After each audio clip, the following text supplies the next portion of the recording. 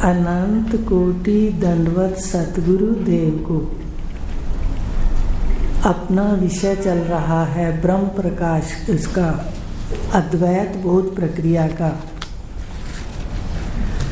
जिसमें चल रहा था कि सतगुरु देव के क्या लक्षण हैं। तो बताया था 5 लक्षण। ये भी था कि वो द्वैत के अंदर अद्वैत का साक्षात करा दें। तो ये धीर पुरुषों की विद्या है। द्वैत भी अपना प्रबल है माया का। तो इस प्रकार एक उदाहरण आपको आखिरी दिया था कि जैसे भगवान कह रहे हैं गीता के अंदर, बीज माम सर्वभूता नाम विधि पार सनातनम, कि मैं बीज हूँ, सृष्टि का बीज हूँ। तो आपको उसका उदाहरण दिया था कि वास्तव में जो बीज है ईश्वर, परम सत्ता जो इसका आधार है, ईश्वर माया वाला बीज है, तो वो जो बीज है उसके अंदर सारा वृक्ष अद्वैत रूप से छुपा हुआ है। पर अगर बीज को हम तोड़ते हैं तो वहाँ कहते हैं भाई कुछ नहीं निकला, माने आकाश। तो आपको बता दिया था कि बीज का जो आधार है वो चिदाकाश है, चेतन आकाश है। उसमें चेतन आकाश है, सत्ता है, परम सत्ता। तभी तो फुरना उसकी सृष्टि है, 84 लाख योनियाँ, चारों खानियाँ। ये उस बीज की फुरना है। बीज में अद्वैत है पर सफुरना में द्वैत है। वास्तव में तो अद्वैत है। जो माया का अल्पकाल की लीला है उसमें द्वैत दिखता है। दिखता द्वैत है पर होता अद्वैत है। आपको स्वप्न का भी उदाहरण दिया था, नहीं समझ आता बीज से। तो बीज में अद्वैत और वृक्ष के अंदर फल फूल टहनियाँ पत्ते सब है, द्वैत है। फिर बाद में भी बीज में वो सारा चला जाता है। बीज मूल में है, आखिर में भी बीज है। तो उदाहरण दिया था कि स्वप्न में भी देखो, आप जो हो अनेक प्रकार से आप सुषुप्ति में देखते हो कि सारे जागृत और स्वप्न का बीज है सुषुप्ति के अंदर। वहाँ बीज है हमारी सृष्टि का, हमारा जो संस्कारों का संसार है, वहाँ अद्वैत है। सुषुप्ति में कोई द्वैत नहीं। लेकिन जैसे सफुरना हुई जागृत स्वप्न, तो स्वप्न में देख लो आत्मा ही तो द्वैत रूप से भास रही है। इतने रूपों में, जड़ के रूप में, चेतन के रूप में, आपकी आत्मा ही विवर्त होकर के भास रही है द्वैत में, पर वास्तव में अद्वैत है। तो धीरे धीरे समझ आता जाएगा, निश्चय हो जाएगा। तो अब उसने प्रश्न किया कि महाराज, आपने कहा है अभी कि शिष्य की 5 प्रकार की भ्रांतियों का निवारण सतगुरु देव युक्तियों के द्वारा करेंगे, युक्तियां देकर करेंगे। महाराज, 5 प्रकार की भ्रांतियों को किन किन युक्तियों द्वारा दूर किया जाता है, यह बतलाने की कृपा करें। उसने प्रश्न किया, भाई वो जो भ्रम है 5 प्रकार के, आपने कहा कि सतगुरुदेव पहला लक्षण था कि भ्रम को दूर करेंगे, और भ्रम है 5 प्रकार का। बताया था ना, भेद भ्रम है। तो उसने प्रश्न किया, वो कैसे 5 प्रकार की जो भ्रम है वो कैसी युक्तियों से, किस उदाहरण से दूर होंगे, मुझे समझाइए।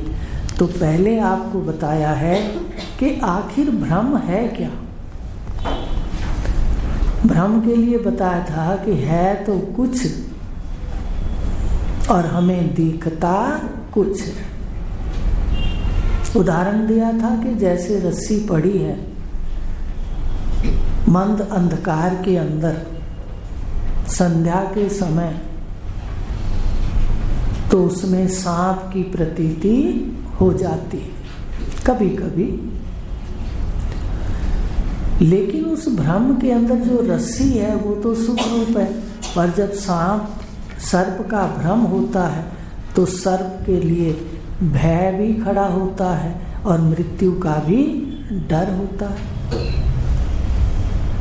पर होता नहीं है। भले हम डरते रहें, मरेंगे, मार देगा, सर्प डस लेगा, पर वो नहीं डस सकता, क्योंकि है ही नहीं वहां पर। जहां हम सर्प देख रहे हैं वहां है ही नहीं। तो ये भ्रम कहलाता है कुछ और दिखता कुछ। अब उसके लिए बताया कि भ्रम के दो कारण बताए कि हमें रस्सी में सर्प का भ्रम हुआ तो पहला तो बाहर अंधकार, मंद अंधकार होगा। अगर पूर्ण अंधकार होगा तो भी रस्सी में सांप नहीं दिखेगा, और अगर पूरा प्रकाश होगा तो भी रस्सी दिखेगी, सांप नहीं दिखेगा, भ्रम नहीं होगा। तो भ्रम कहाँ हुआ? बाहर मंद अंधकार है और मस्तिष्क में देखे हुए सर्प के संस्कार है। रस्सी में सांप देखने के लिए दो कारण हुए, बाहर मंद अंधकार और मस्तिष्क में सर्प के संस्कार। ऐसी जगत है। जो ये परमात्मा है, श्रुति हमारी कह रही है सर्वम खल्व इदम ब्रह्म, वो कुछ और कहती नहीं।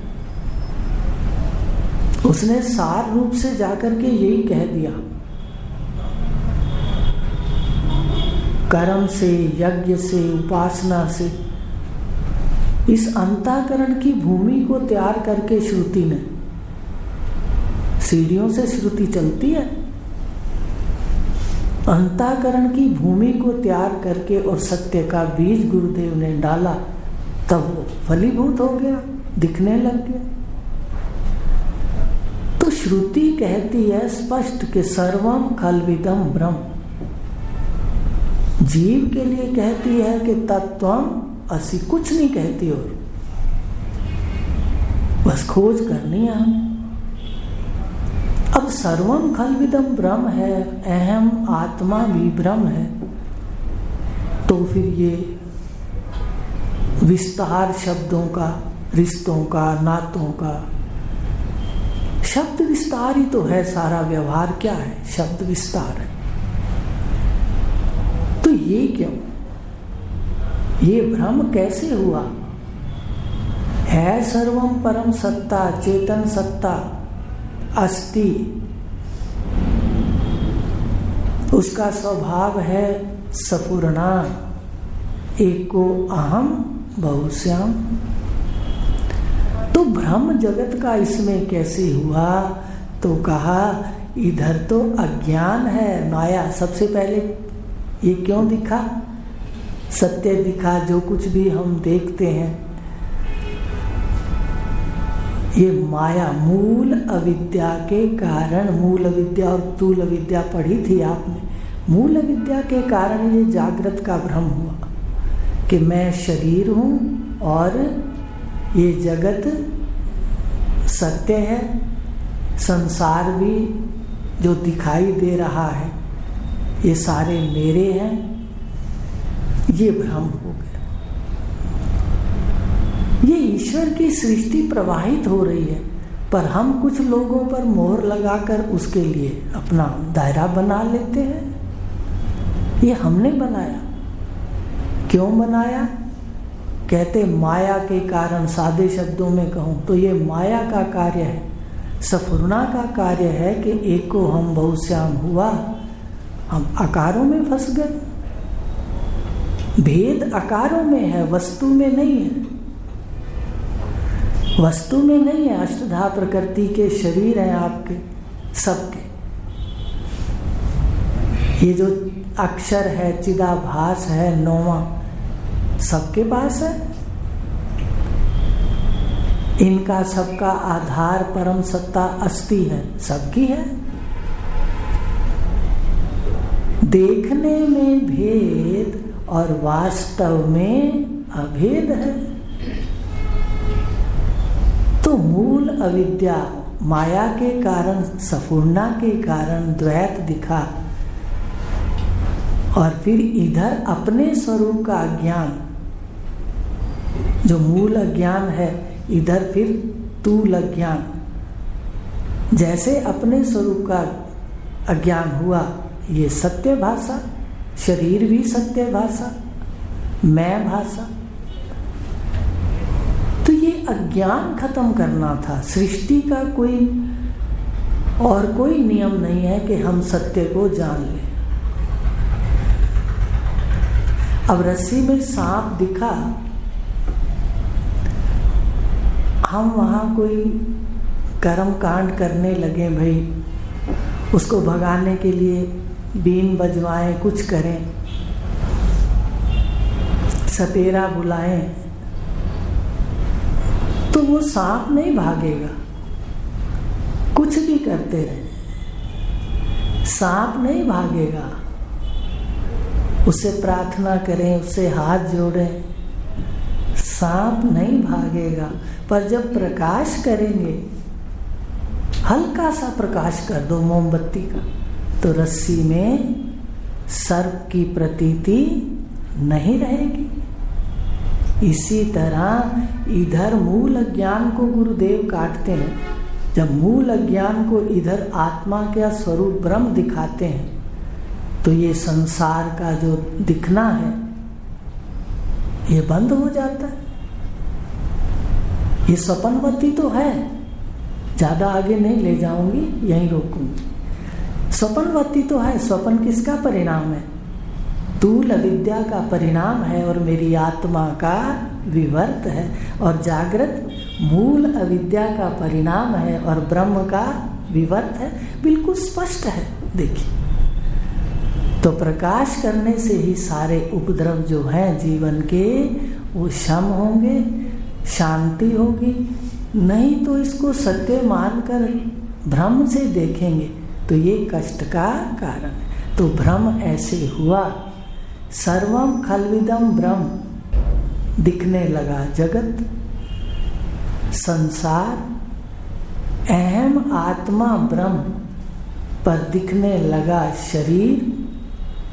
मरूंगा, स्वर्ग जाऊंगा, नरक जाऊंगा, तो ये मैं में आरोपित कर लिया। तो इस प्रकार ये भ्रम है। ये भ्रम ही संसार बनाता है। सारे संस्कार हृदय में होते हैं, अच्छे बुरे, पाप पुण्य, जो कष्ट देते रहते हैं, अंदर कष्ट देते रहते हैं। तो ये है भ्रांति और ये है संसार, कि कुछ का कुछ मान करके हम अपनी मर्जी से इसको चलाना चाहते हैं, वो संभव नहीं है। यहाँ तो अपने आप सृष्टि में हो रहा है, हो रहा है। कुछ हमारे पास क्रियमान कर्म का स्थान है, उसको हम शुभ कर्मों से भर लें, सतोगुणी भावना से भर लें। रजोगुणी और तमोगुणी आती है तो उसको ज्ञान से हटा दें, किताब सुंदर लिखी जाएगी। तो इस प्रकार ये भ्रम है। अब वो कहते हैं कि गुरुदेव ये जो भ्रम है 5 प्रकार का, 5 प्रकार का बताया ना, भेद भ्रम। पहला कौन सा भ्रम बताया था? भेद भ्रम।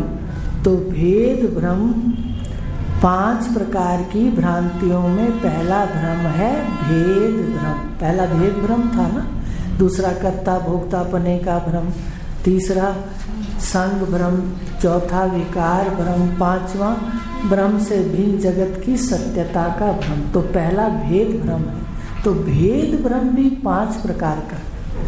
पहला है, सबसे पहला भेद पड़ा जीव और ईश्वर का भेद। कि जीव अपने दुखों से बचने के लिए उस सत्ता को ईश्वर नाम दे करके ढूंढने लगा।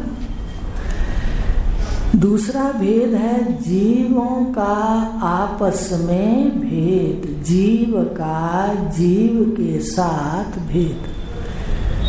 तीसरा है जीव और जड़ का भेद।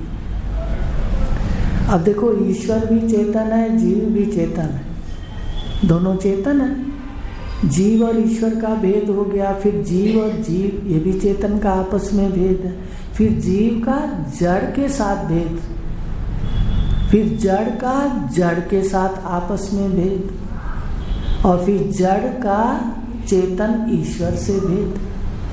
भाई जगत तो अलग है और ईश्वर अलग है। कितने मत पंथ हैं जो कहते हैं ईश्वर कहीं और बैठ करके जगत को चलाता है। लेकिन वेदांत कहता है कि देखो, सर्वम आप है और उसकी सत्ता से ये सारा जो दिखने वाला है ये स्वप्न की न्याय है, प्रातिभाषिक सत्य है, भासता है पर है नहीं। ये उसकी माया है, ये उसका स्वभाव है। जहाँ रहता है वहाँ अपना स्वभाव भी प्रकट करता है। तो पहला भ्रम है भेद भ्रम। तो उसने कहा, भाई महाराज ये भेद भ्रम किस युक्ति से जाएगा? तो गुरुदेव ने कहा, शीशा सामने रखकर बिंब प्रतिबिंब के दृष्टांत से भेद भ्रांति दूर होगी। भेद पड़ गया। कहते भाई भेद भ्रांति किससे दूर होगी? कहते शीशा ले आओ और अपने सामने रख दो। अब आप तो एक हो, पर शीशे ने आपको दो करके दिखा दिया। ऐसे सबसे पहले जो जीव है ना, वो ईश्वर को भी जीव कहा गया। हमारे उपनिषदों में कहीं ईश्वर को भी जीव कहा है, एक सिद्धांत ये भी है। और बाकी जीवाभास कैसे? कहते जैसे फोटो खिंचाते हैं अपने, पहले तो फोटो अपने उससे खिंचाते हैं, फिर कहते हैं भाई इसकी प्रतियां बना लो, ठीक है? तो ये भी कहा गया है। तो सबसे पहले जब माया प्रगटी, एक जीववाद कहते हैं इस सिद्धांत को, जैसे माया प्रगटी तो फिर परम सत्ता विशेष हो गई, सामान्य से क्या हो गई? विशेष। तो उसको क्या कहा गया? ईश्वर। अब है तो परम सत्ता, लेकिन माया में जब उसका प्रतिबिंब पड़ा या सागर में जो लहर उठी तो जल ही तो है। माया उससे प्रगटी तो वो चेतन ही तो है। क्योंकि जो चीज जिससे प्रकट होगी, उत्पन्न होगी, वो उसी का रूप ही होगी। अब घर के दरवाजे लकड़ी के हैं, पेड़ के हैं, तो इसको पेड़ नहीं कहेंगे, पर इसको क्या कहेंगे? आकार दिया है तो दरवाजा कहेंगे। पर है तो पेड़, है तो लकड़ी का पेड़ ही है ना। देखिए, मतलब पेड़ नहीं कहेंगे क्योंकि इसमें आकार की मिलावट हो गई।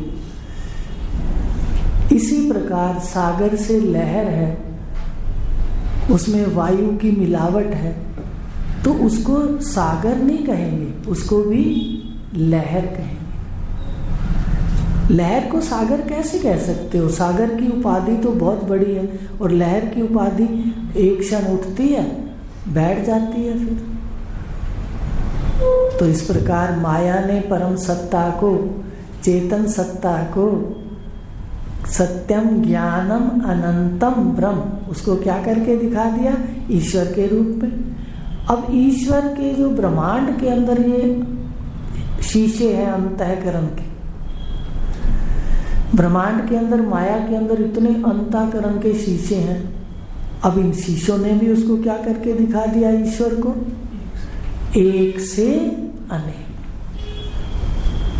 ईश्वर को करके दिखाया, देखो ईश्वर का अंश है ये।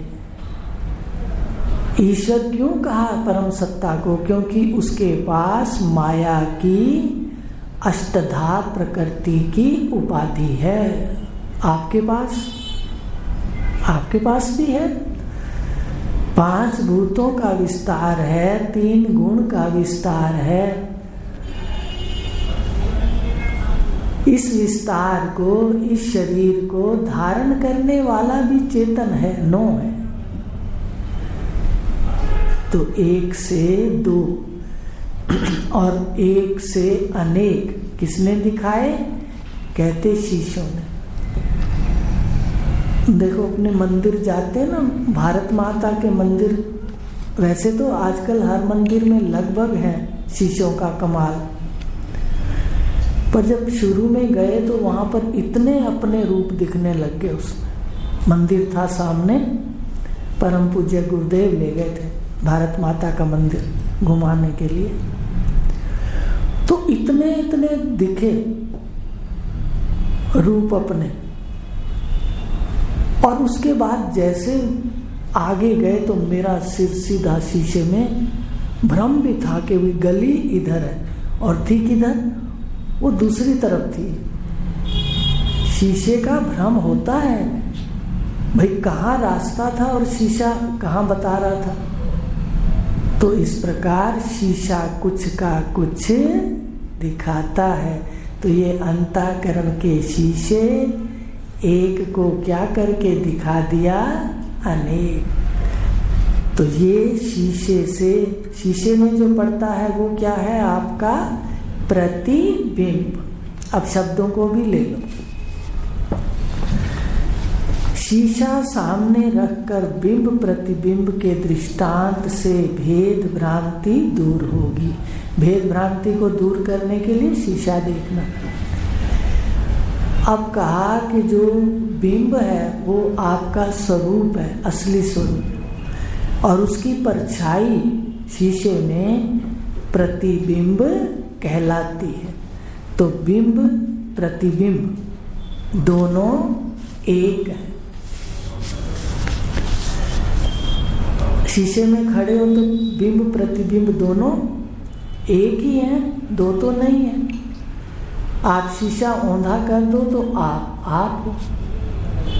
अच्छा, शीशा अगर सामने रखते हो, फिर भी अगर आपके चेहरे पर कहीं मैल लगी है तो आप शीशे वाले मुख पे नहीं करते, अपने मुख पे लौट के करते। तो इस प्रकार शीशा जो दिखा, शीशे में अपना दूसरा स्वरूप, वो क्या था? मेरा ही स्वरूप था।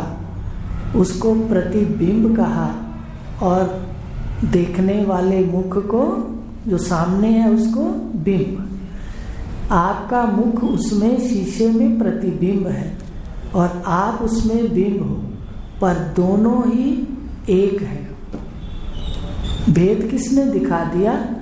शीशे ने दिखा दिया। इसलिए अंतःकरण के शीशे। अब आ जाइए आप अंतःकरण में।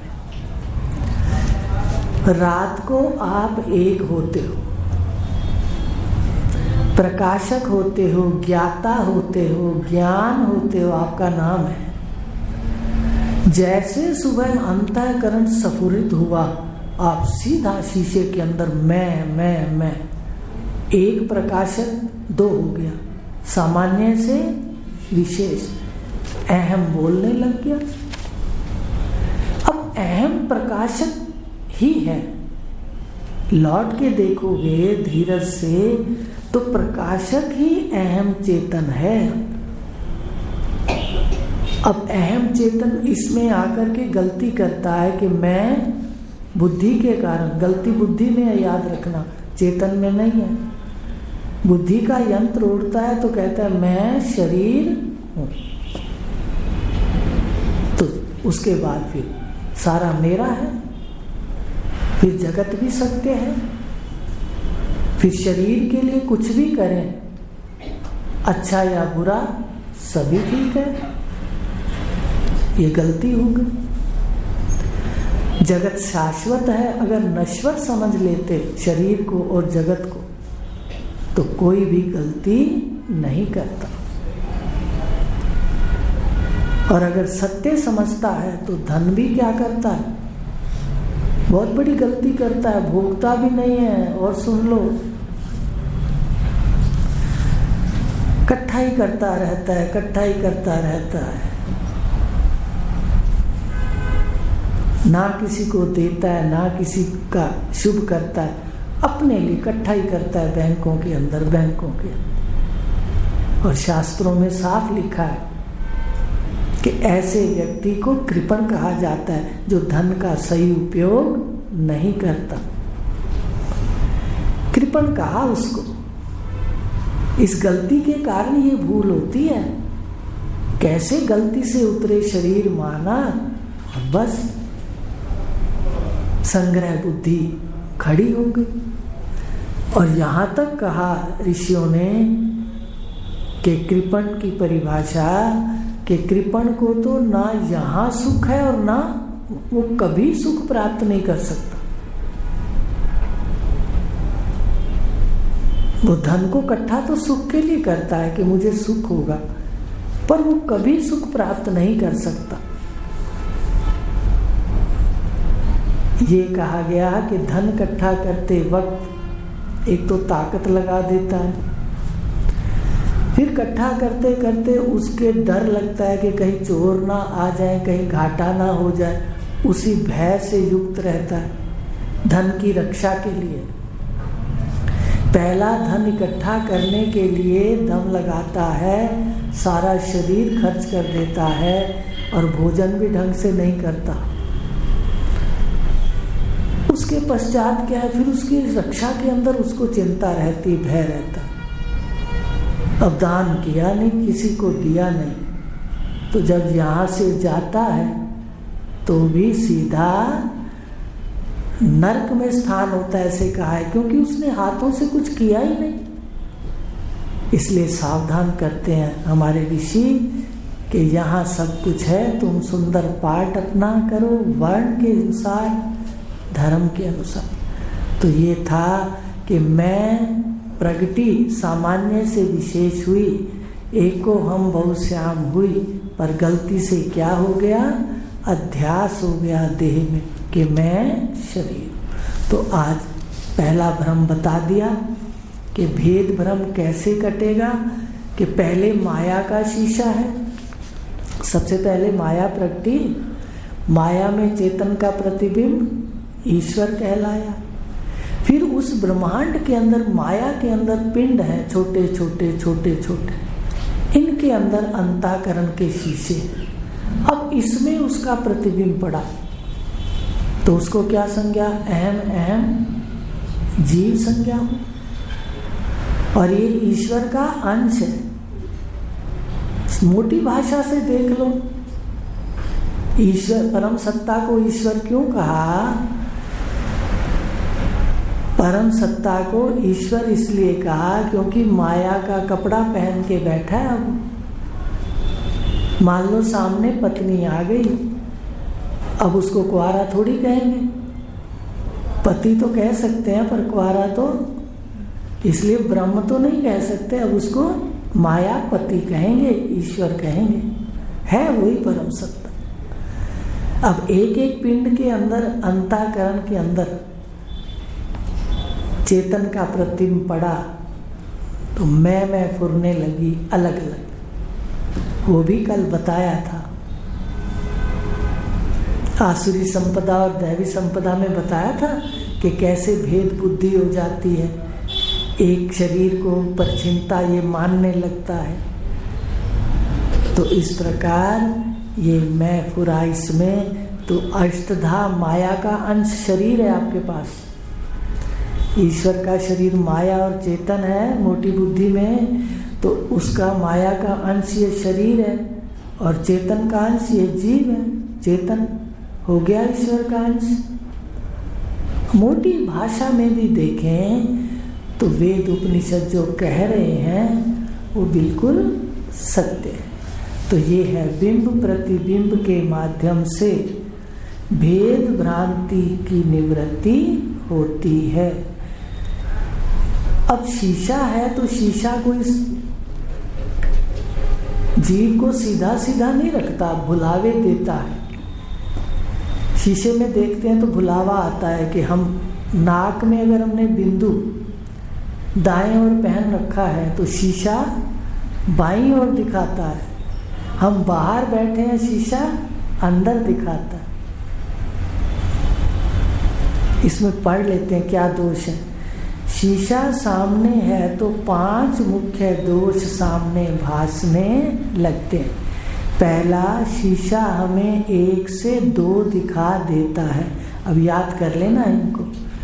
मगर अनेक शीशे सामने लगा दें तो हमें 1 से अनेक दिखा देते हैं। दूसरा दोष होगा, आप बाहर खड़े हैं पर शीशा आपको अपने अंदर दिखा देगा।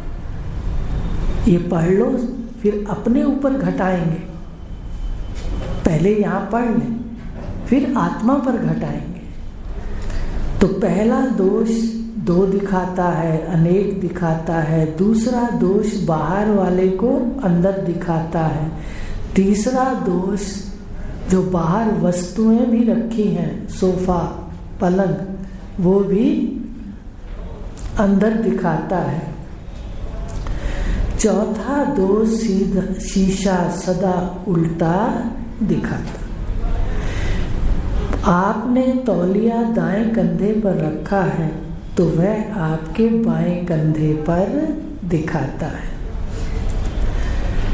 5वां दोष है, शीशे के धर्म भी आपके मुख पर भासने लगते हैं। फिर से दोष जान लो। पहला दोष 1 से अनेक दिखाता है, 2 दिखाता है। जितने शीशे लगाओगे उतना ही दिखाएगा। दूसरा, बाहर हो तो अंदर दिखाएगा। तीसरा, बाहर की वस्तुएं भी दिखाएगा। चौथा, उल्टा दिखाएगा। 5वां, शीशे के धर्म। मान लो शीशा काला है, काले में तो दिखेगा ही नहीं।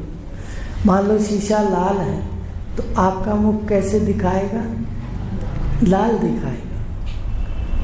शीशे के जो धर्म है, शीशे का जो रंग है, उसका प्रभाव भी शीशे पर पड़ता है। मान लो शीशे पर मैल के दाग हैं। मान लो शीशे पर मैल के दाग हैं तो वह मैल को भी आपके मुख पर दिखाएगा। भाई मैल तो शीशे पे है पर दिखाएगा कहाँ? मुख पे। ये समझ लोगे तो फिर समझ आ जाएगी कि क्या क्या उतारना है अपने आप से। आप शुद्ध आत्मा हो, सच्चिदानंद हो, अद्वितीय हो, सदा जिंदा हो, ज्ञाता हो।